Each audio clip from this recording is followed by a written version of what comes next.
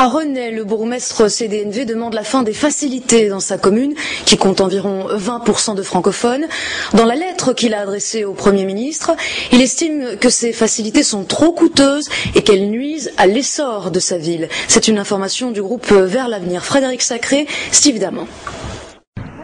Son plaidoyer, le bourgmestre l'a adressé à Yves Le Terme le 11 juillet dernier, soit le jour de la fête de la communauté flamande. Le geste est donc éminemment politique, même si Luc Dupont met en avant dans son courrier des arguments qui sont très pratiques. Il écrit « Les facilités nous ont empêchés de fusionner avec d'autres communes » et ajoute « Le personnel de la ville, du CPAS, de la police doit passer un examen de français à cause duquel des candidats très valables sont régulièrement évincés. » Luc Dupont est actuellement à l'étranger.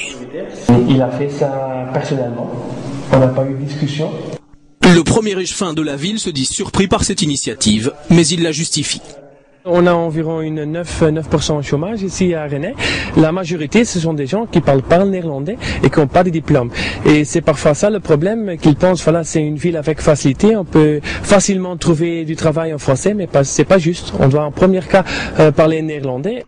Autre argument avancé, les coûts, ceux liés à la traduction en français de documents administratifs ou d'un service de police qui, bilinguisme oblige, ne couvre qu'une seule commune. Dans les rues de Renay, où environ 1 habitant sur 5 est francophone, on ne comprend pas vraiment. Les gens que moi je connais parlent presque tous les deux langues.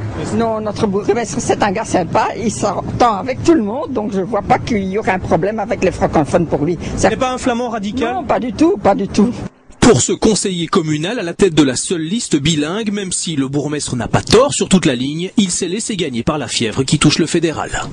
C'est pas à Renay qu'on va solutionner ces problèmes linguistiques, ce sera à Bruxelles, et comme je viens de dire, donc il y a un 2/3 de majorité, cette loi est bétonnée, et je ne vois nullement la possibilité de la débétonner.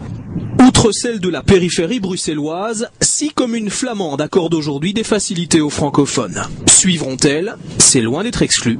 À Renay en tout cas, le conseil communal prendra officiellement position à la rentrée.